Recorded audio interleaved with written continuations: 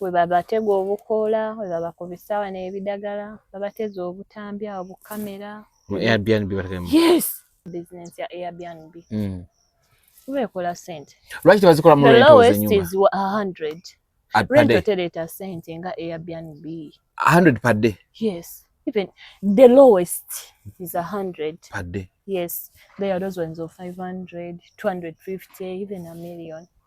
These are modern day lodges. Yeah, of course. Naye ate togamba modern day lodges. Zino lodges zedda zogamba.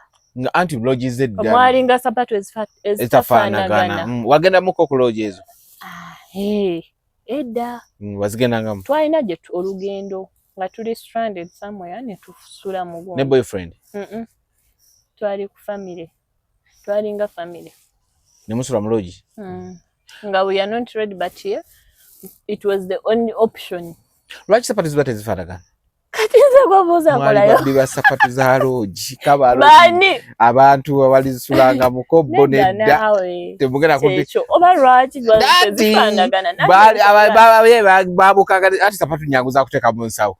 Oli agenda otuuka kugalukana kwalina okugula sapatu. Mbadde mmanyi babbagondi towels amasuuka. Namukwano gwange. Nga nina bulungi enough capital njikula Airbnb. They are good. Muno ziri zitya? They are good. They are good. Number what's the mweziri nyingi.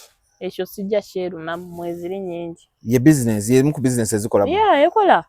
Kuba ati ogamba nti no ina apartments zo zipangisa 800, let me say 800 or 500 a month. Kati omanyi nti wa Airbnb ezo sente asobola zikola in days. Nga nomwezi gunagwako. Kubanga oso nawe nabazibona kubanze Katonda yampita kujjanjaba abantu naye naali gikoze nange. N'abaana bagambye abaana wala bazibonera. Bazibonaaboneramu anti balina excitement nyingi.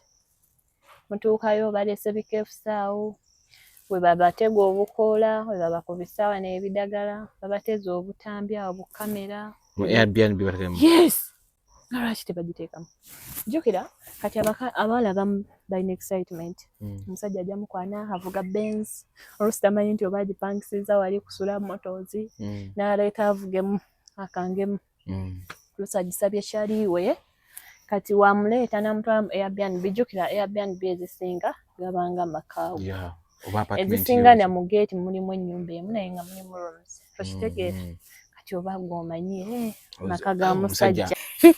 Tuli ku That Truth Media, go subscribe, like, follow. Lwaki tobikozesa no? Ebyo bidagala oyagala nkozese ibuli. Lwaki oyagala mukozese? Onkoye. Akoza. Anti akoza kati olira onkoye. Onti olira onkoye. Oli bulungi. Kati lwaki oyagala mukozese? Mbadde nkwebuuza aka bamukozesa baba kuki? Nanti nange simanyi era nange nababuuzaako wayi muba kuki. Okay. Omaye bagambye mbuno ebutabika space yaweddeyo. Kulwaki? Tewalabye gundi monitor. Kagundi ka monitor. Bawulaba amawulire mbabise. Gwe mbumbu space yaweddeyo kitegeeza abagwedda lubanji. Era kiba kitegeeza nti bagamba nti space tebakyala kiba kitegeeza abagwedda lubanji. Bazimbe walala. No, like kyokka tengana bagamba space yaweddeyo ate nga ne kuba abalalu bakyaliko bangi. Kati yanti batwalayo abantu abatali ready to go. Lwaki ogamba? Obasanga okozesa nnyo ebidagaladagala nga bakutwala nti mu rehab. Sijja babatwaleyo. Rehab zinyingi kati. Tebabatwala butabukayo rehab zinyingi. Bazimbe walala they have money. Who? The government? Yes. Mama inebera okulabiriramu abanyo ebidagala nga mugenda. Abalalu. Tuba n'ebizibu byaffe. Mutuleke munammwe. Tuli ku That Truth Media, go subscribe, follow. Ndine Jots Herbal Products gwe tuliko yeka olunaku olwaleero twale tulidde okumulaba naye leero tumulabye. Yes, she's looking nice. Thank you. The cheeks are growing big. Simanyi oli akakoola. Sikalya. Anti be bakola boolo amataba ne gaziba. Sikalya. Nyonya amata n'obuugi obusera mata bongo. Totijja nnyo. Sikulimba. Nkubuuliza kibadde kyakakoola kati amata bongo nabyo. Ye waningambe tokalya. Kati abatabinywa bo bakole batya? No, waliwo omuntu nga tabinywa. Tomanyi abamu tebanywa amata. Talina busobozi. Edda si ekyo naawe kikopo kya layisi. Gwe kyoyite kya layisi olwa kiba kya bbe. Oli Oli anoonya 5. ate agula ekikopo ky'olusa. Naye waliyo n'abataganywa. Abo baleke. Talya muzigo, tanywa amata, talya porridge. Abamu babivaako ne bagamba nti babinywa olwokuba tebabisobola. Kati goba olina omwami akulabirira naawe osobola okweteekamu akasente olinamu totukudaalira ate. Munsonyi wenze naawe onkwata bubi. Kati ate nkoze ki? Onkwata bubi. Nange. Gwe oli otya? Naye nabagamba buy with Joseph China wali okubanga ebintu byonna bikutusaako buli kyoyagala e China then eky'emmotoka tubayita Solar Motors awo Makinde buli kimu guba guggwa. Gundi ebintu biritambula bitene wammwe. Kisaasi. Duli abaana bankubira basone bangamba mbu walimba muno temuli zispa. Mbu temuli spa temuli sauna. Ani akulimba? Bakulimba bali mulimba. Kubanga wano ovugako katono ng'olaba eno kapande ka spa. Novugako katono n'olaba akalala. It's good. People are doing business. People are doing business. Yes. Kiba kitegeeza muno mulimu abagagga bangi. Not as such. Buli wamu waliwo abagagga. Naye manyi lwaki teri mwavu agenda mu ebyo. Tolina za kulya wakati ng'ogenda mu spa. Banaye gwe kutidde. Era kituufu ky'oyogedde tebagenda mu abavu. Naye people are stressed at work. Obeera otudde mu office the all day. Oba kyo batogenda ne bakola. Then go back to your wife. Come on. Ewako ogenda buli lunaku. N'omukyalo oyogenda n'omukima n'omugamba tugendeko mu spa. Biki bakola mu spa bitasobola kwekolako waka n'omwami. Kati gw'olowooza spa bakolayo ki? Don't think about those local ones. They are professional spas. And okunyiga. Kiki basobola okunyiga mu kyalo ky'asobola. Ndowooza waliyo ebika bya njawulo. It depends on what you want. N'omugamba njagala maybe deep tissue oba sweet dish. Anything you want.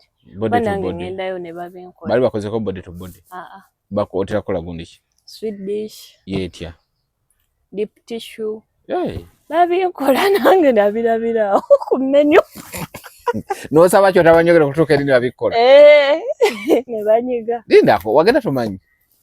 Nali kale olaba. No, wagenda nga bagenze kukolako. Kale nali type ki. Kati kankunyumize first experience. Nali ngenze mu gym, omubiri mpulira gunuma. Obanga mpulira kind of fatigue. Nga mpulira everywhere wanuma. Nakanyama zitna. Nakanyama nakamiti. Kati nga seetegeera nagamba kangendeko muki mu massage. Massage spa. Ningenda ne bampa menu. Massage para. Massage para. Ningenda ne bampa menu nengitunulamu. Ne mugamba njagala eno ebeetya. Ngamba ojjagira. Kati nange yaji kunnyonnyola. Yagala babijagiraba. Kati yani akola ko mukazi musajja. Mukazi. They are professional spas. No, I'm asking. Why would a fellow woman? Because I wanted. Wobo yagala musajja era musajja kola. N'abasajja gye bali abakola ku mukazi. N'omusajja ku musajja. Kati wembanga nina omusajja wange ne tugenda mu spa mugamba musajja abakolako. Tebinyuma nkwano tebinyuma. Tebinyuma. Kubanga ojja kungamba mukazi abakolako. Akakazi kankolako munaye akawala ne kangamba. Naye obadde oludde okukola ku Spanya abo ne mugamba ndwawo. Olu yategeera ati. Kati omubiri nanti kati nga buli wakwatanga ebyo bye bakola we bati. Oba nyonyogeze. Nga jukya nze nali nga bode onayo nena. Gwe wali gusoose. Kati wakyo yakugamba ng'oludde n'omugamba mundwawo nga tetumukolanga. Kati wali oyagamba ekimukolanga. Mwani mugambe ye first experience yange nkwata bulungi. Nedda mukwano namugamba ndwawo naye kati byatandika okunyumira awo nga nzirayo buli weekend ne bankola ne banscrubbing we batyo. Tewakyusa mukono saba musajja? Twakyusa naye saakyusa. Naye ki? Nanti olaba kankulira ojja genda osaba omusajja ate jjukira eri obeera naked, completely naked. Kati wofuna feelings. Ku mukazi muno tosobola? Era omugamba tokisussa. Gwe boosi. N'omusajja omugamba tokisussa? Munaye byanjawulo. Engalo z'omusajja n'ez'omukazi sizeezimu. Ate kyobulaba yo omusajja ayingira agamba mukazi. But yeah, it's choice. So ogamba nze mukazi oba musajja. Olaba omukazi n'omusajja. It depends on your money also. Kati. But it's good. People should do that. Yeah, it's good. Ne okuscrubbingako ne bakujjako dead skin eyo. Skin yo ne opening up pores. Seri wanokola kalango ka muntu naye it's good for you, for anybody's health. Kwegamba wobikola owulira naawe skin nga refresh yenze. Nga life ekyuse. Yeah. Kuba waliwo kati awo ebukoto awo nze wentera okolera. Waliwo yeyo. Waliwo awo ebukoto wagenda okufuna. Kati waliwo awo ebukoto wentera okukolera. Bwetyo oba yeyo yennyini? Bwetyo.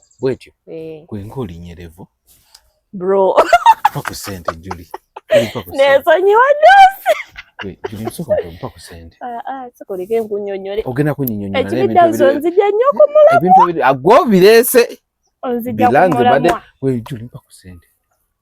Nange sente sirina nange lwakuba just nina akulabirira. Nga omanya omukazi. Kambere wa kumugugu. Njamugamba. Nja kuyita tugende wali eri kugonde. Wonna oyagala okutwala. Nkwesiga. Wonna oyagala tomanyi. Awo nkwesiga. Kati olaba mbadde nkunnyonnyola. Dado kyannyonnyola. Nagenda awo ne kuba nali mpulira ne fatigue ekyo waxing nga byonna mpulira mbyaga wali baddekawo nga tukolanga ku kintu naye ng'omutimba ng'owulira omutima gw'okupushinga nga ekintu kiri ku to-do list yo naye ng'oga otyamu. Nagamba ye lwaki naye bakakuba nava mu gym ne naabakawo nga mpulira omubiri gunuma amagumba nengamba kangendeko mu spa nengenda ne bangamba tukola ne waxing naye nagenda olaba gwe bali okola waxing akaaba. No waxing mulege. Kuba nagamba ogenda nkola massage ne waxing. Wawuli akuba endulu. Kogwa awo tulekewo. Beno bazaala kiki. Nengamba waxing mulege. Kwerira omusajja omukazi yakunyula munne n'otyapa. Leka n'okuleka. Naye bannaye nno bannaye lwakuba abantu babikola. Ebukoto okulya wagundi wa Kalokasita. Kalokasita yowa. Kalokasita olaba nga bagiyita tenvudde mu mutwe. Naye awo naawe sipa nnyingi awo. Awo ebukoto. Ne Kalokasita ayinawo sipa.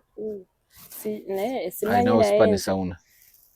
Nanti neri eriko sauna naye ate si yeeye kuba kawala ke kanyini kawala jasikali awo katoto. Ono ye muganda wa Carol yabeeramu ate munene mukawo wasigeza si yeeye. Munaye nga nesipa zino zina abazi owuninga bakazi. Yes. Munemu sente nno. Waliwo n'akawala awo kakyali kange. Kangamba njagala atandika sipa naye noonya capital. Mugamba mugamba ekirowoozo ky'okukola sipa wakiggyeewa. Nagamba mulemu sente. Kitegeeza ayononeddeyo sente ze nnyingi kati alaba zivaayo. Munnange sipa enyuma mukole ku sipa. Mugenda ne mukwateko nammwe ne mututamu. Temukola sauna, temukola ku spa, kwegamba oli awo. Tosobola bikola bbaawe waka oba bbaawo n'abikola mu kifo ky'ogendera. Asobola naye talina experience. Nze nange sirina experience. Nze ndi experienced. Bali babijjamu. Babiyiga. Naawe osobola obbiyiga. Nsobola naye. Obwo si bwenzi. Si bwenzi obwo. Ekibi nammwe mwayiga ekigambo obwenzi. Bannange. Kale business endala eri mu kyanja muno mu Kisaasi. Eno eya BNB Finger. Olimba. Kankugamba spa. Spa. Swagojidemo nnyo. Which is good. Naye ngeri kigumiza. Mweziri. Ate nze siriko bira bantu bulango but they are ne walala gye ziri naye what is common here. Yeah.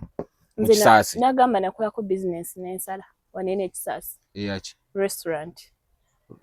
How? My dad invested over 100 millions. Naye za yansala. Why? Simanyi abantu beno oba bakomawo nateekawe naye ate ng'olaba naawe ku geeti yo w'obeera ku apartments ezibali awo abagrove baleeta simanya sijja bikibikibanga mmwe supporting tebali within. Yeah. Naye ate bw'obwo bu business basi baba buwagira. Yes, baziwagira. Kuba spa, I think spa oba olina okola gundi nga walabika bulungi. Wali fancy oli you beautify the place. Kakachinga eye very fast. Yes. Kati ndowooza kyekyo. Nze munaye I'm managing a restaurant for 2 good years. naye nga mwana gwe nkola roses. Omanyi waliwo business gy'okola ng'ojagala ku mutima naye nga si ye yakutondebwa. Ne oteekamu sente mmeka ng'egenda kusala toginamu mukisa. Nga toginamu mukisa oba omukisa gwo si we guba. Naye leka mwana wattu nakola restaurant nga tukola pizza ennungi nga tufumba buffet nga no bya layisi naye nga maama tebakuwagira. Nagamba eno restaurant ebyo nobita nga ne rent asasula ekifo tavaayo. Ngera ate mzee yakukolera abakozi nga gwe nkubira taata yatuuka nangamba naye kiki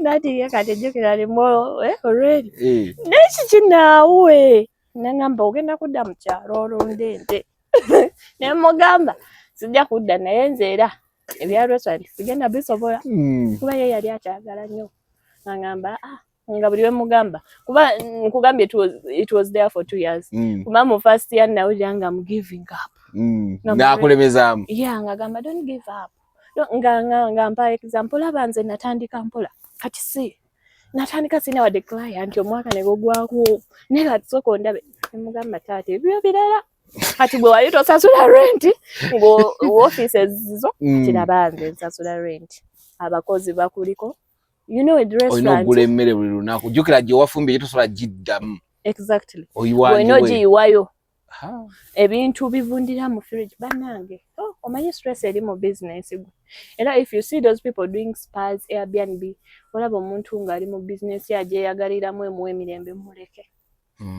People are doing a lot, they are sacrificing a lot for their businesses oluusi nezitajjaayo what they expect. Ostegera naye olaba omuntu nga bana alemeddeko ataddemu buli kimu muleke. Okay. What do menyera business ezisinga wano? Onambe spa? Yes, spa, Airbnb, sauna, ne gym. Ne gym. Ne gym. Mwaganya okubeera fit. Yeah. Ate gym era zibeera ku sauna. Yeah, physically fit. Yeah. Ezimu.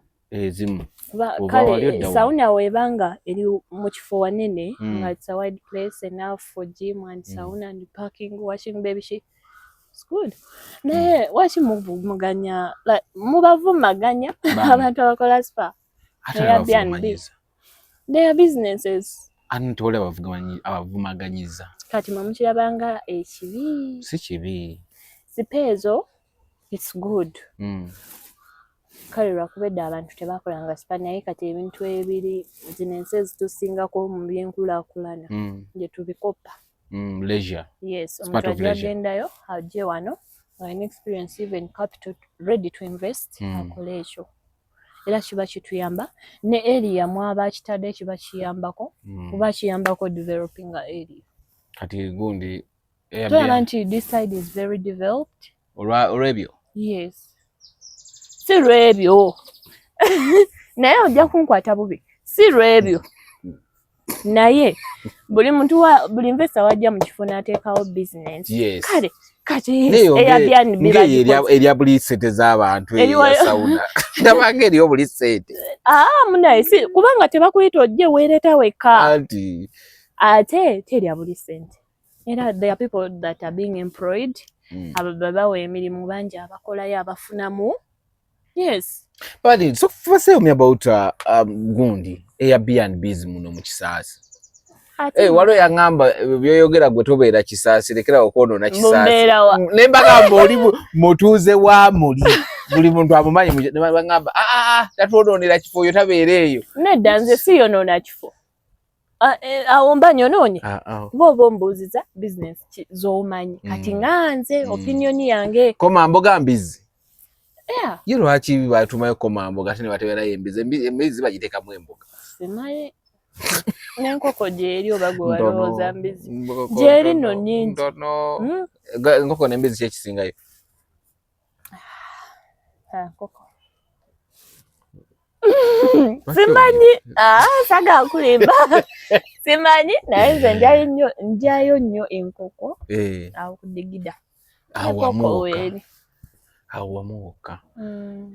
Gwe bana nga December tugenda kubeera ne ku Mulinza farm tugenda kubeera n'ekivvulu ekinene buli kika kya meat ky'ennyama egenda kuba meat festival buli kaca ennyama December gwe booking ticket tuzitunda online road ezatandise dda Mulinza Farm ew'obulenzi gye tugenda okubeera kugenda kubeerako Wininwaji kugenda eri zero teri obulenzi sorry ew'obulenzi tunabwe kiw'obulenzi kabisa zero bwe kugenda kubeerako King Saha kugenda kubeerako Wininwaji ne Reigi bagenda tukuba omuziki misana na kiro waliwo tiketi ey'emisana waliwo tiketi n'ey'ekiro gwe ku page kuno information bulungi nnyo kweri sticker kweri osobola okugiraba yes buli kika kya nnyama tugenda kuba with over 15 types ez'ennyama ng'ate zonna ziri tulinawo ey'oluwombo ey'enva ensikeko biki byonna buli kika so weekwate tiketi yo nga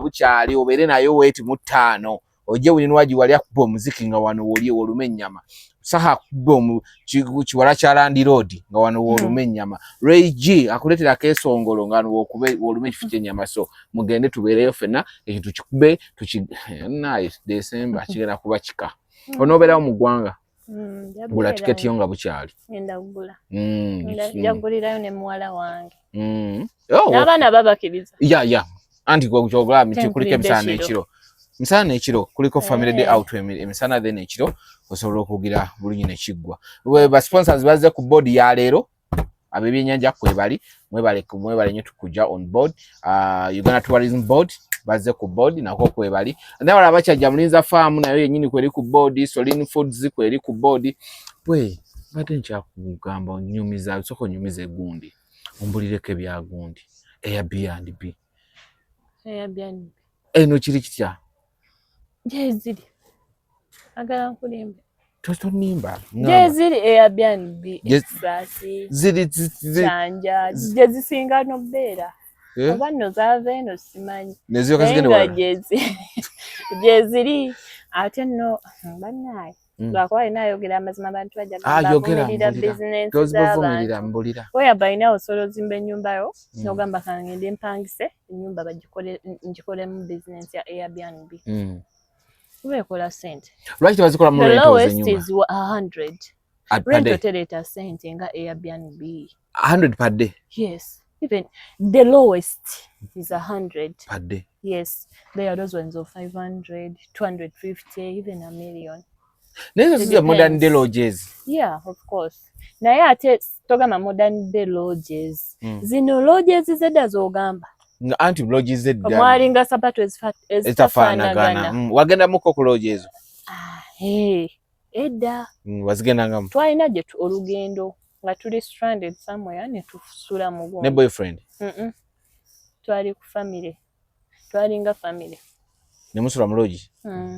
Nga we are not ready but here it was the only option. Lwaki sapatu ziba tezifaanagana? Kati nze gwobuuza akolayo. Mwali sapatu za lodge kabalo. Abantu abalisulanga mu kobbo nedda.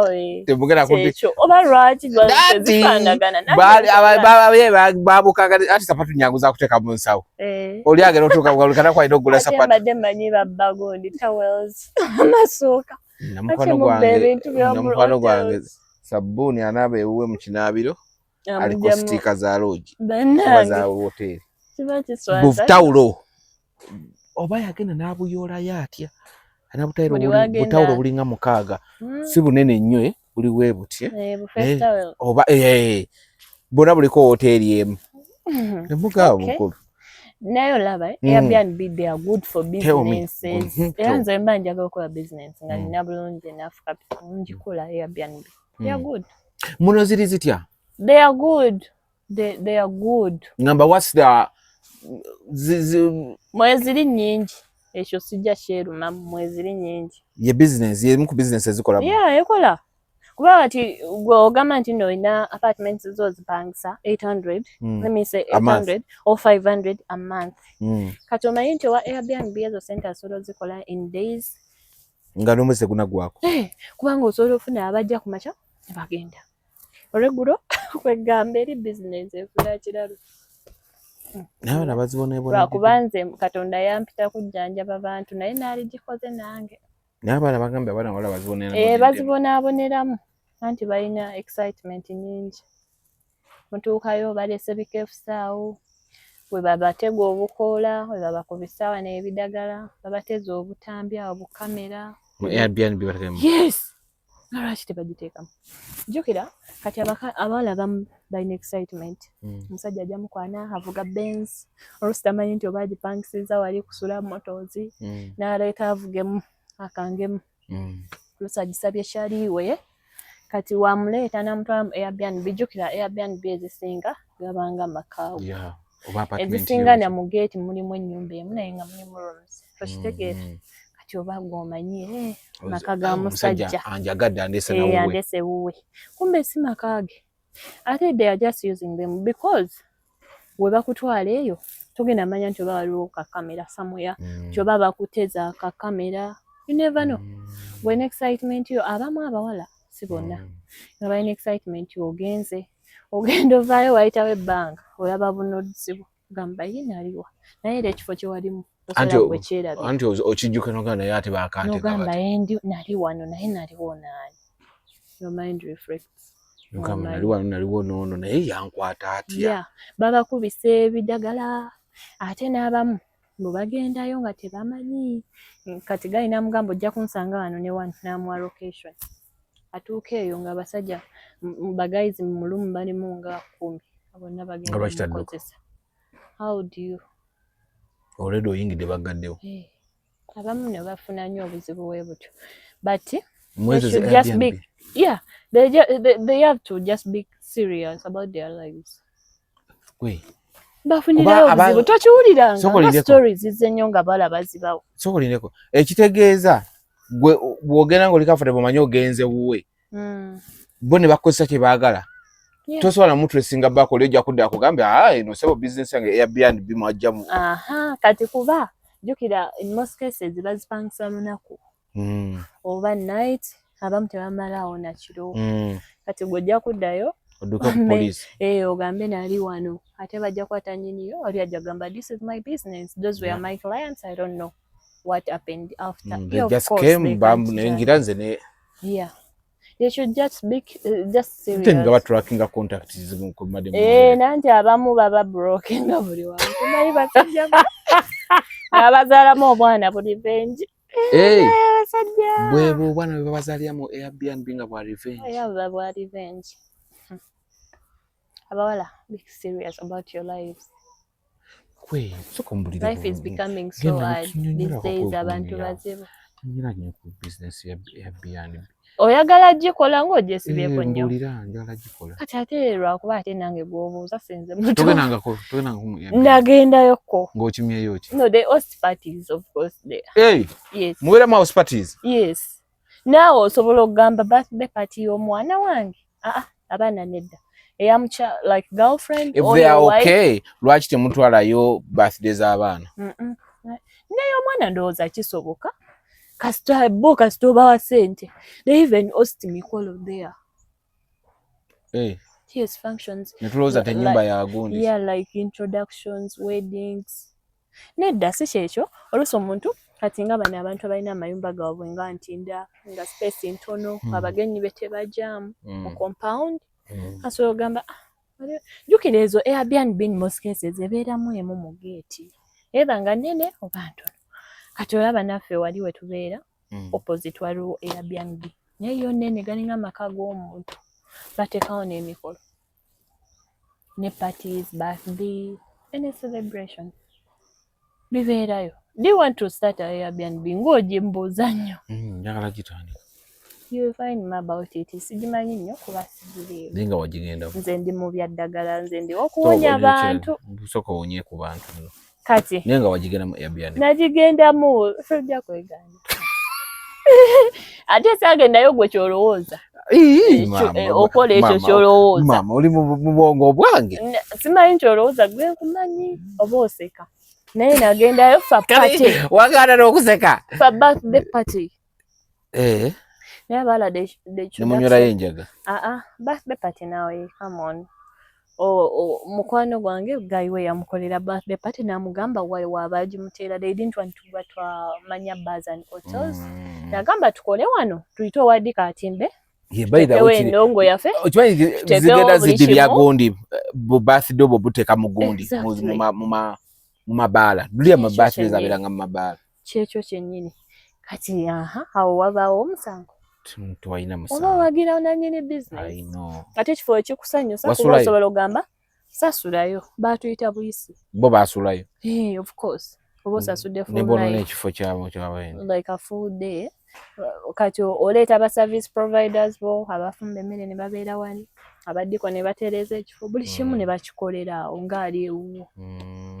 which is okay those are good business kati omuntu ate n'ekirala temugamba mbu Airbnb bizoonoone naawe osobola omanyi nti osobola ewuwo ewaka n'ogamba naye waka nga wantamye ende mbeereko wafa weekend n'osulayo n'okyusaako nakulabanga ng'ogenda ejjinja nagendangayo yes nagenda ewaka wakutamye ewaka wasobola okutama gwe tewakutamye akwatanga kamera yabeera ku kamera tebamutulaga nagendanga ne sister wange yes ate byabaawo mu holiday kuba gwe tobyaba mu holiday awo wentambulako kituufu ne wana bana bate bali sister otakizwa kubeera mu kamera nga muteekamu anti bo video muli ku oyagala olaba oba oyagala laba nzi naye mulageko tamulaga lwaki babeera ku kamera abo bo babeera mu undercover eva mubakweka chaka ba sponsor tayagala mulaga kitegedde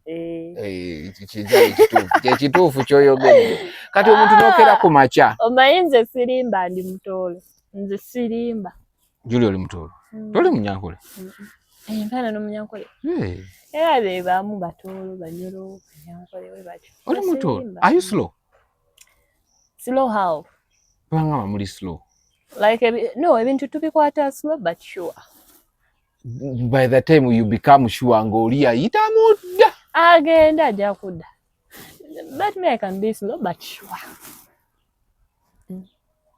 omutoolo omumanyi gwe business z'abatoolo ezisinga eriki kutunda ddagala ng'era kati wendi wano kubanze kati olaba ebintu byagenda bikwata mpola era nze abantu babe bamanyi kubanze ne ku ssimu bagamba naye ng'olebera nnyo waliwo bikasitoma ebikubyera bigamba yagwe nalabye ku Truth Media naye ng'olebera nnyo ya batuufu mulekerawo okungamba okulebera kuba nze bwe nti olina kula olebera ndebera batya no omukazi ena tolina kwogera ng'opakuka anti okulebera kungi sirebera mu ziri ensonga z'otegedde naawe ezo li quick yes very active yeah naye wano mukwata ebintu byange mpola beŋŋamba nti nze tebampapirako era ne bakasoma bakimanyi waliwo kasoma kubiraba naye n'atandika okuinsautinga kankuteneko sente mu dakiika 10 njaga ebintu byange nga bituuse wano mugamba banaye nga ye ali ludda wabyagala mu dakiika ng'alinga eyo ntebe ne mugamba banange ninawo n'abalala abakusoza agamba pressure njagala kusala mubiri ne pressure alwo n'omukazi gwe nafuna ngamba mu dakiika 10 ebibira tebinantuukako ogenda kundaba namugamba mukwano gwe mulwadde nanti kati nze musawo nze agenda okuyambako wone angambye buli kimu nkikozeseza pressure eganye mpisibwa bubi nsula we ne mugamba ogenda tereera naye kakkana ne mugamba munayo batojja kukakana nga nze ompalabula bw'otyo sente zijjeeko akole reverse genda ozijjeko nteekemu wano ki pini kuba nze sagala bintu byakumpapya ojja kunkozesa ensonga yakugamba mudakika 13 ojja kundaba ojja kundaba yali agenda kukuba ne bakasitoma bamu mu kisuusa bannaye pressure kyokka ate jjukira gwe mulwadde gwe yeetaaga omusawo naye ate omusawo mutaddeko akazito omanyi bizinensi gwe wemenyeraawo nga bakasitoma bakufuukira ekizibu you will see me you're going to see me I'm going to come there nga ate tamanyiyo kino ki kakati kyova olaba nkirerese kino okiraba kino eno tugiyita nkolimbo nedda godenana tugiyita ganodema kino eno kizimba obutafaali bw'omubiri Lucidium. Waliyo abantu ng'agamba nze nkozesezza eddagala lingi naye terikola. Omubiri gwange buli ddagala lyenkozesa terikyakola. Awo obutafaali bwo obw'omubiri buba bwanafu wadde obusirikale bwo. Olina okuddamu n'obuzimba. Obusoja. Likuyamba okutereeza obutafaali bwo obw'omubiri. Ne likuyamba ku immunity, omubiri gwe guba gunafuye. Ng'oluuzi kati obusirikale bwo obw'omubiri tebukyasobola fighting for your body. Kuba ffenna tulina obusirikale obwo obutukolaki obutulwanirira. Bwe bayita white blood cells or red blood cells? Kati we buba nga bunafuye oba olina obutereeza nga ddagala terikyakolako ng'ogamba gundi yagula eddagala lya awusa lyamuwonyeza munaku 4. Naye nze ndikozesezza weeks 2 siwona. Kitegeeza obutafaali bwanafuwa. Then you have to rebuild them. Mu bantu abakuzeemu mu myaka n'omwana omuto asobola guno omukebe family yonna esobola okugukozesa. Simanyi abantu abakuzeemu bagenda mu gundi mu Airbnb. Wabe basinga. Simanyi. Tolabanga kuno. Simanyi. Ate musipa. Simanyi mukama wange. Ne musawo nobeera tobalaba? Bali. Genda mu maaso. Kaakati naawe omuntu nga immunity yo yanafuwa. Gwe omuntu alina obulwadde bwaffe buno eno obwa bulijjo obwa HIV ng'oli positive. Omubiri gwe gwanafuwa okozesezza nnyo ebikerenda. Weetaaga omukebe ogwo. Ekigambo kitwa. It's good ku bantu. Suitable for people with low immunity, HIV or AIDS, and people with weak body. So it's very good. Guno omukebe osobola n'obeera nagwo n'emyaka kuba abota expiring. Kimanyi okubuuza. Emyaka n'emyaka tegu expiring. Tegwonooneka. Ate nga n'abaana bo banywa. Nabo bajja kunywa. Walina omwana wa sickle cells. Okitegeera. Osobera mu myaka egiri gye mu maaso ofuna AIDS ofune beera nagwo. Kati ye obadde oyogera yaki? Osobera ama mwekuume. Prevention is better than cure. So togenda beera ogambe mbo omukebe kasajja eguli teguwonya sirimu naye gukuyambako okubuilding obutafaali. Yes, kuba abamu mukozesa nnyo ebikerenda ne bibanafuya. But protecting yourself is better. Yeah, prevention is better. So togamba mbo kangende nga sambadde njamira. Nedda. Bayimba kayimba sambadde. Nga toyambadde kyengamba. Kitegedde. Ate onaakuta olubuto story ki? Kati onaakuta olubuto abakyala bannaaye ngo saagala olaba Kiki saagala kuwulira nti bannaaye noonyezaako ongezezaako ofuna olubuto naye biganyi. In 5 years. No women secret. Tujja kuba tetukyalinayo bakyala bagamba olubuto oluganyi. Amaka gaganyi. Bannaaye mujje mweddaabirize. Obulamu kwefaako. Ate LFAs welefe eyo y'engombo yaffe ku Jots. Mwefeeko mweddaabirize tugwamu ssuubi. We have treated people that had lost hope at all. Ne bafuna bye baagala ne bafuna hope tewakyali. Nga tebakyalina hope. Agamba nze nabivaako kati nkola byange omwana yagaana. Tolemererwa.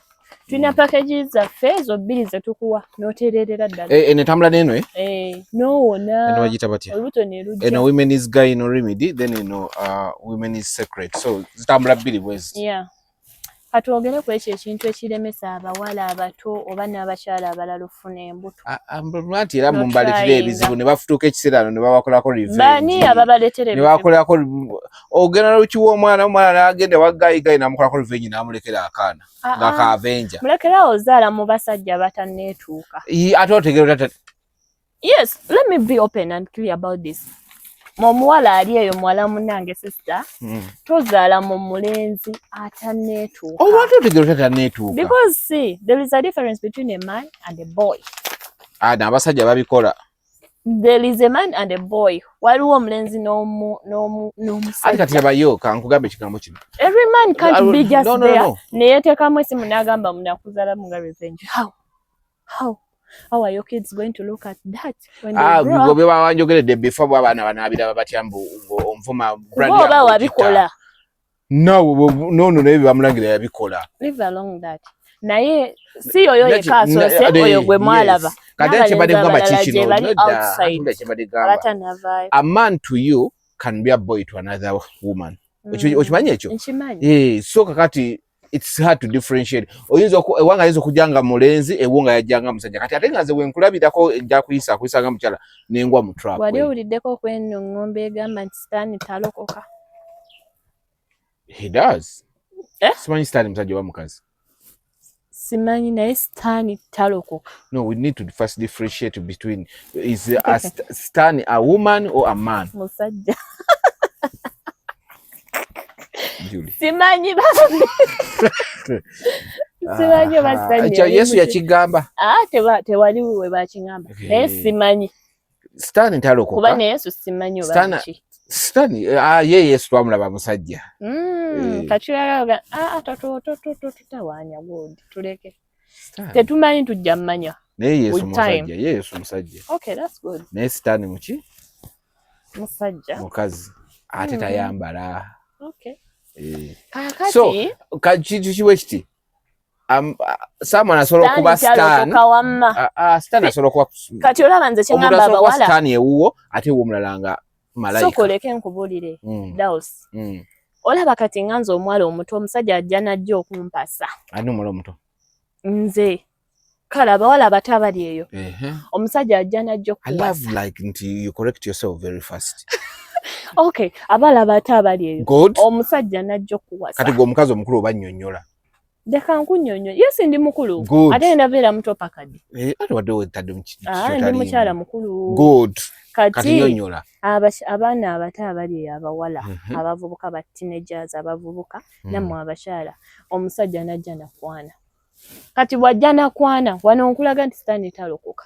Bwajja nakwana, ng'omanyi muwala wattu tofukamira, tofumba mmere, togololera musajja, toyina mpisa.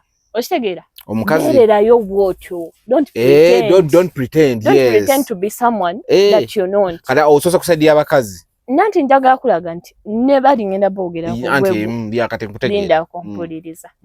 Kati omusajja bwajja n'omulaga nti ndi wampisa sikola njala. Sisiba nviiri mpanvu. Sambala bumpi nze nfukamira n'embooza abantu nfumba emmere simanya ngolola byonna n'obimulaga. Naye nga si kyoli. Nga naye si kyoli. You're trying so hard ono omuntu omukripping omulaga side gy'otali. You're doing the wrong thing. Because kigenda kutama. Mu maaso eyo kigenda kutuuka nga tukyasobola nga kikutamye okoyo kutabula ebifaananyi kitali kikyo. Kati omusajja ajja nti ewuwa akuwase. Mulagire eddala yo true colors. Kubanga omusajja akwagala ajja sigalawo. Ne obanga onywa shisha, ne oba osula mu bbaala, ne oba oyambala bumpi, enviiri osiba zingazi nezange, enjala oteekako, beerawo nga bw'oli. Akutwale nga ggwe. Don't try to pretend to be someone that you're not going to manage to handle. Okitegeera? That's impersonation. Beetaaga kusiba. No. Waliwo abasajja abakisusa ayagala ow'empisa. Nze mpasa omukazi ow'empisa. Amuleke genda n'omulala ojja funa. Ayambala biwanvu. Oyo omukazi aba yeetaaga kusiba. Pretending to be someone that you won't manage to be in 10 years. Not even 10 years, in a year. Kubanze kati olaba wembyekoze ebyo. Wayitawo omwezi gumu nenkulagako true colors zange. Anti kyenkugamba nkusiba. Kati awo ate abikola aba better. Awo kati oyo ye mwagala nnyo. But for you, I arrest you. Kati katudde ku kyabasajja. Tonnagenda ku kyabasajja nkugamba tujja basiba. That's impersonation, musango. Nedda. Lwaki weyita kyotali? Nakye mbagamba. Ne basenga abaabwe abamu tebabibagamba. Yes. Ne bagamba omusajja mulage nti oli wampisa, omusajja amufumbire, mufukamirire, famire yonna n'ogifukamirire. Tobikola. Fumbirwa famire yonna. Nanti bye bakola Abaganda. Naye Abaganda bokka. Yes, bokka ne mu tribe endala. Naye wamma oba omanyi nti nno sijja kumalako nafukuba maviivi ku ttaka. Tandikirawo okwesemba. Omubuuza nti good morning baby. Weebale maama. Mugendera. Akola atya? Good morning baby. Atandikirewo. Okay. Yes. Tomulinda ku. Neda omusajja ky'omumanyiza nde first kyagenda okukola ki okumanyira. Waba tayagadde akuleke. Exactly. Omusajja aba takwagadde nga tayagala bakazi nti nno oba oli mukubi ng'ajja akuleka. Ojja funera akujjamu. Don't try to pretend. Naku zina abakazi bakuba abasajja. Yes, nkimanyi. Kati omukazi oba oli mukubi bbaawo mutandikirewo. Nange amate mukuba abasajja kubanza era sikibagambye naye Eddausi kawuliriza ama do what you're supposed to do. Don't do something to make someone happy ngate for certain time. Kuba ojja fukamira nga mukazi watutte wamanyi ati bwotuukira kikyusa kitegeeza badde ojigirizibwa. Nze olaba nze ndi open n'omusajja mugambirawo nze sikola kino ABC sibikola. Kati biki otakola? Bingi nga tisijja kufumba. Tofumba? Hey. Why? No. Bwentyo. Why wouldn't a man okulya ku mmere gy'ofumbi? Kale nfumba nga ng'oli oyagadde. Yes. Naye togenda kungamba nti nkwasiza fumba. Yeah, we are working. Ogenda fuluma nange nfulume. Okomewo nange nkomyewo nga nkooye. Then you have to. Ate wenkowa ng'ongamba nkufumbire mmere. Then kitegeeza ne bills mu sharing 50-50. Era nsobola. Naye that's not my responsibility. Then okufumba is your responsibility fumba. Come on. Ninawo omukozi era amwesasulira. Kakole chores endala but my food you prepare it. Eddausi naawe leka. Nze nja fumba ku Sunday nga wendi. Kansiibyewo. Sunday temuva obuli mufuluma ssaawa 6-7. Yeah, nga nkufumbira. Nga ndya musawa meka? Emmere yagasa ebaawo. Ng'emmere ongiryanga ng'alya gundi evening tea. Nze nfumba. Buli Sunday nfumba. Naye amma temukola bintu bye mutagenda sobola kumalako nabyo. Biba kalubiriza obulamu. Kuba saani talokoka. Akaze ne wona akakweko kagenda kwejjayo oswale. Kati olaba banene abasajja ababazaalamu nga revenge. Kuba kati omusajja ababirayo n'agamba kuzaddemu yakuzaalamu. Kitegeeza mu kusooka wajja weekwese kati obuzeebo ne butandika ovaayo n'abweta banaga kati kankuzaalemu nga revenge. Ekyo naawe Eddausi. Kuba nammwe abasajja mu pretendinga mweyita kyemutali okuseducinga abawala. Tetutera. Mwe musinga. Tetutera. Omusajja agenda naye ye yazika emmotoka ku munne. Kale yayinza okuba avuga kasiyenta musajja watu. Naye nga kyaliwe alina mu kibenz n'akimuggyako ku weekend n'agenda asanyuseemu Kajjuli. Kati Kajjuli bambi amagalala bange wa benzi jjukira ffe abawala twaganye obulamu obulungi. Otandise okugamba banonzi wange avuga Benz owo avuga Toyota. Oba akubyeyo kidiiru nakututeko ka shopping 2 million egudde wali. Kumbe senza diiru tezina beera. Ai ng'ose tolinga mukati mogamba yono mama gwe yaŋŋamba. Mukyala ng'ogenze. Mama banyo batuzira babuulira ko balezi. Waliwo mama yagaliza omwana w'enshiri. Okay. Taliyo. Ogamba yono so baba stand talokoka. Teweekipingira mu kintu ky'otagenda malako nakyo. Oba omanyi nti nno nze njogera ndi mukakamu. Sigalamu eyo Tony. Oba obubuuka? Woba omanyi nti gweyogerera waggulu. Baba beera bw'otyo. Tokyusa Tony. Kubanga omusajja ajagamba kikino mbadde simanyi nti nawasa omusajja. Naye kennyini oyinza okuba nga okaka eddoboozi eritali liryo gundi vocal cord neeyabika. Wamanyira kwabika. Nga oyagala kweyogeza mu romance. Mu stereo. Oh baby. No. Ani? Beera nga bw'oli. Naye tonyumira stereo. Era ogwendeka. Gwe uli awo. Bebe. Señora stereo. Nze ndi mu base. Ng'oli mu base. Beerayo. Era mmalirawo. Naye nga twongera obbajjukiza nti ffe abajjots tusangibwa Kisaasi. Kisaasi ewasinga spa Airbnb ne massage parlors. N'ebya Abo. N'ebya Abo. Kaakati tubajjanjaba, tujjanjaba omuntu, tujjanjaba ebintu bingi, Eddausi by'atabagamba. Ekisooka mbibe ennyonnyole. Ate nga tujjanjaba tukozesa butonde. Oba emmere eyaffe eya wano, obutonde obwaffe obwa wano. Tetukozesa bintu bya chemicals. Tujjanjaba ebintu nga pressure, cancer, ulcers, fibroids, ebyo ebizimba by'omu munabaana. Nabaanayo yeesiba, ensekezo zaazibikira. Ebintu bingi abakyala abali eyo nga munoonyeza embuto zibuze. Omukyala oli eyo family planning yakwonoona. Olina ba testimony ku by'embuto? Bangi. Guno omwaka nina bakasitoma nga 3 bonna. 30? You're pregnant? 30 clients. Tuli mu kukaaba ebintu resources ezikyatumala abantu beeyongedde gwe increasing the number abantu be bazaala. Kakati gwe ng'onyumirwa nnyo ng'otambuddeko ne mutabani wo. Nze sinyumirwa wantambuddeko n'omwana wange. Nze nekyange kyadda Saali nyumiddwa. Wandinyumiddwa naye mama. Black and resources zigenda zikendeera. Amma abakyala. And you guys are contributing to the kati embuto tuzijja mwani. Si mwemmwe. So kati sirika. Abakyala oli eyo tokyalaba nsonga zo. Tuzibawanga revenge. Tokyagenda mu periods. Your periods are on and off. Olumizibwa nnyo cramps. Banaye mwangwe mufune eddagala. Ate nga tukola ebintu bingi nnyo abaami abali eyo abenyoma mu maanyi, amaanyi gakendeeramu. Abaami mulina ebiwalaata. Abaami abali eyo nga tokyesobola mu nsonga ziri. Abaami abali eyo ng'olinamu kye bayita prostate enlargement. Naawe yangwako. Nammwe tubakolako. Abaami mugenda ne mugamba mbu ffe tukola ku bakyala bokka. Nammwe abaami tubakolako. Tell them. Abaami tubakolako. Abaami abalina infections. Abalina prostate enlargement. Abalina infections omukolako omwami. Ey'abasajja eriwo. Owa infection leero tetumulese naye nga tubakolako tulina ku ate nogundi many secret ekola oyo many secret omumanyi enlargement kano ke kaagalwa k'abangi omwagalwa w'abangi ate nga packaging yaffe mugiraba. It's unique and nice. Unique and nice. Ate nga very genuine products tuba nazo. Ate men's remedy. Kati eno ya prostate enlargement. Ate buli product gye tulina. Kinyagala okubuuza. Waliwo women's secret, waliwo ne men's secret.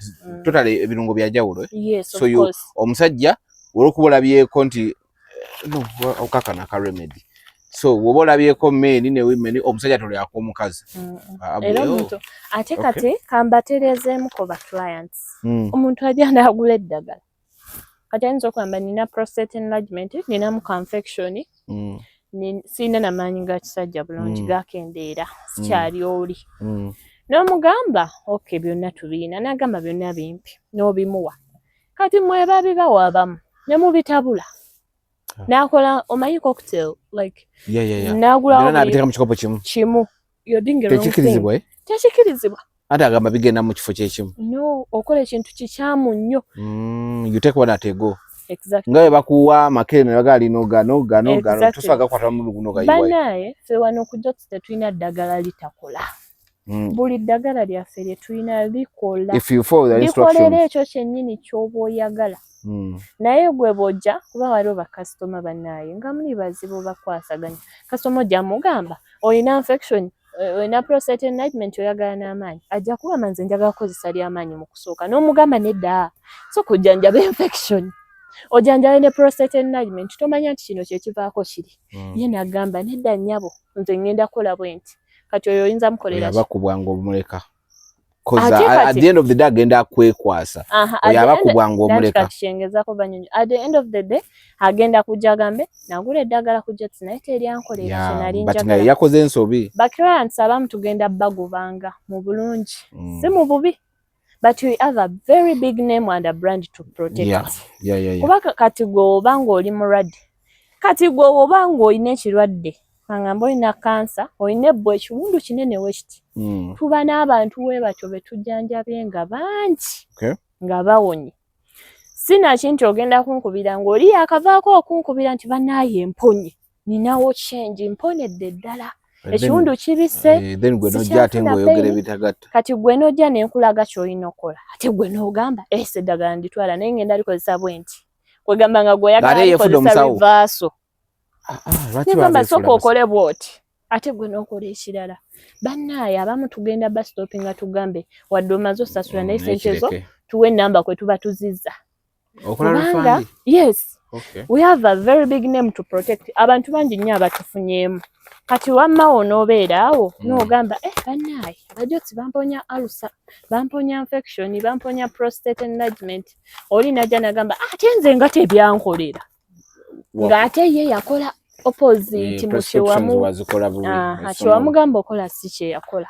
Abamu tugenda bagobanga mu bulungi. Kuba bunene obulamu tetutunda ngoye. Okitegeera nti ntunda lugoye ngenda lwegezaamu nduzeeyo. It's about your kujja bagoba muddeyo temuzannyira obulamu bwammwe. Okitegeera bw'ojja ne tugamba nti olina kukola bw'oti n'oba ne ssente zo zikyanga naye toyagala wuliriza bye tugamba. Eddagala tulikuwadde tugambye lino liwonya alusa oba peeni y'omubiri. Olikozesa birala. Ne tugamba lino lya prostate. Ne kidney failure, low sperm count, ne tukunyonyola.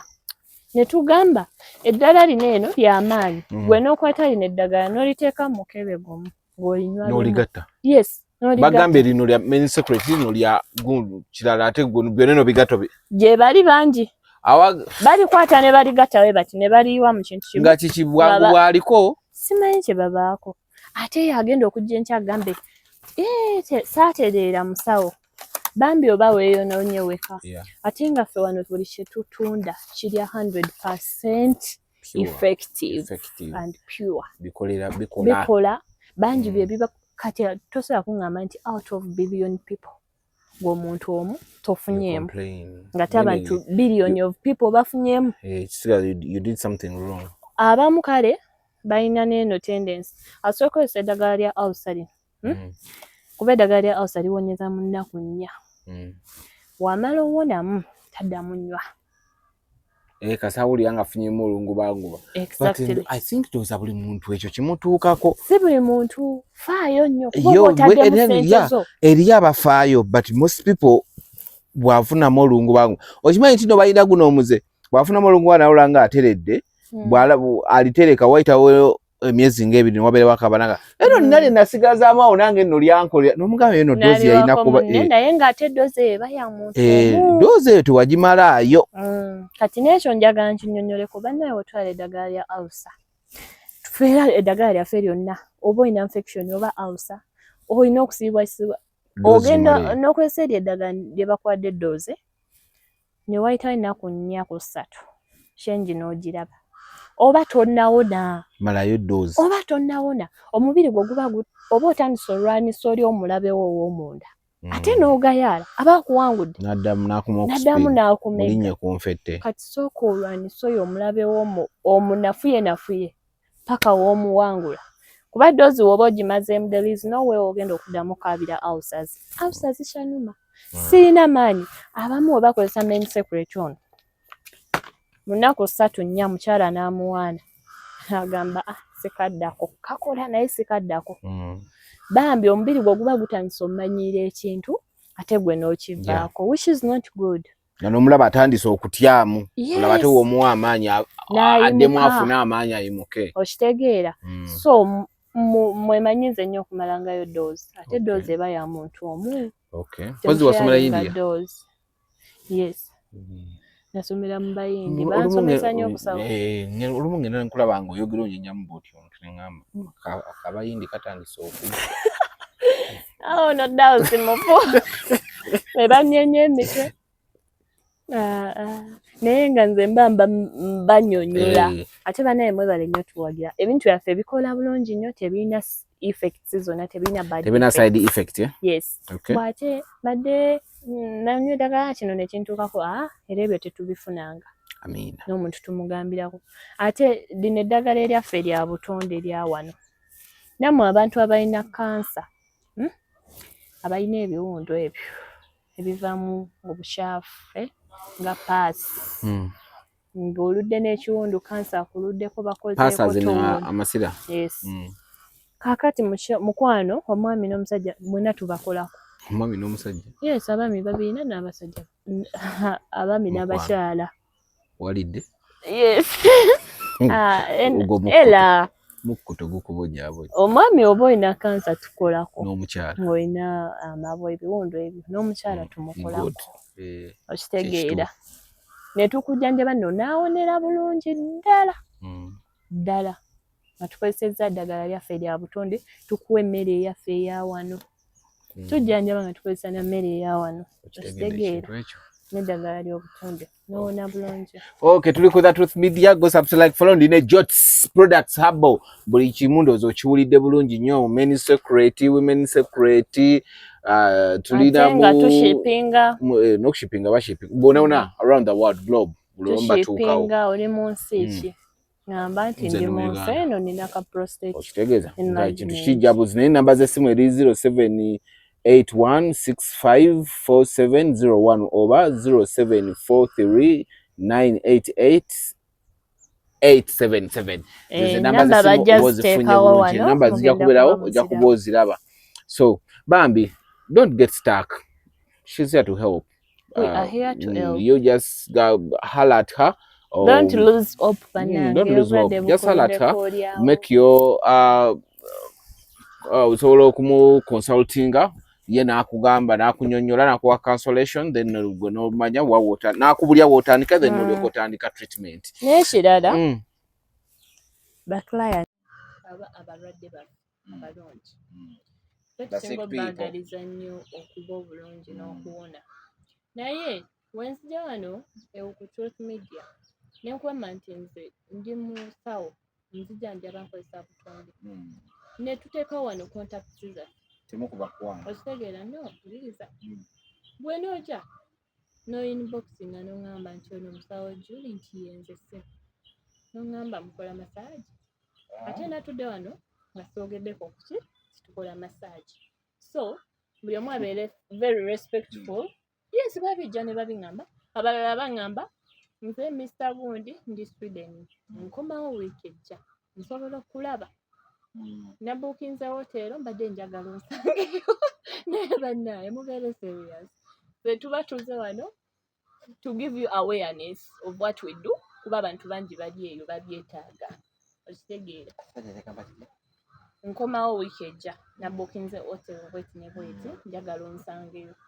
Ffe tuba nze wenzija wano eno mba nzize kuwa abantu awareness of what we do, si kwetunda oba si kunoonya musajja. You do not sell yourself. Yes. You're not looking for a man. Yes, I'm not looking for anyone. So Bambi, mubeere very serious and respectful and responsible. Yeah, tojja mu inbox y'omuntu omugambe abamu baŋŋamba nno n'okuŋŋamba nze njagala beera mukwano which is okay. Naye ate omulala n'agamba ndabayo n'agamba nze naye ndagala njala funamu akawujja nga nkomyewo naye njagala tube nga twogera. Kati olagawa oli mufumbo olagawa kati how is your schedule, how are your schedules, olunaku lw'ozuuka okola oba ofuna bannamawulire abakutadde ku interview sibalina kumanya kye babaako, but people should become ebigambo bantu those people babeera lonely Bambi, naddala babeera ewala. Naye gwe naye kakati inbox mi ng'ombuuza ku bintu bikwata ku bulamu, nyinza okuba ntudde wano eno nga waliwo kyesoogedde n'oŋŋamba Julie, I saw you ku Truth Media ng'oyogera ku byobulamu, ki ekirala kye mukola? Nja kugamba nga waliwo kye tutayogeddeko kati nga infertility, asthma, okitegeera asthma ng'ebyo okwagala okukwana kale gwe bagambye akoze tuuka wano tebamukwananga okitegeera. Yes, bakwana, but they should be very respectful. Ayagala kubira abeere ku simu 2 hours. There are clients that want your that be wanting our services. Oli ku simu for 2 hours waliwo ayagala ozikozesa 5 minutes afune kyayagala. Wemujja ne mutukubira esimu, be straight and beererawo ku point nti so and so nakulabye wano ne wano ninamu obuzibu obuti naye buti nkoze enkya nange mbeere straight. It's business, nti so mwebale nnyo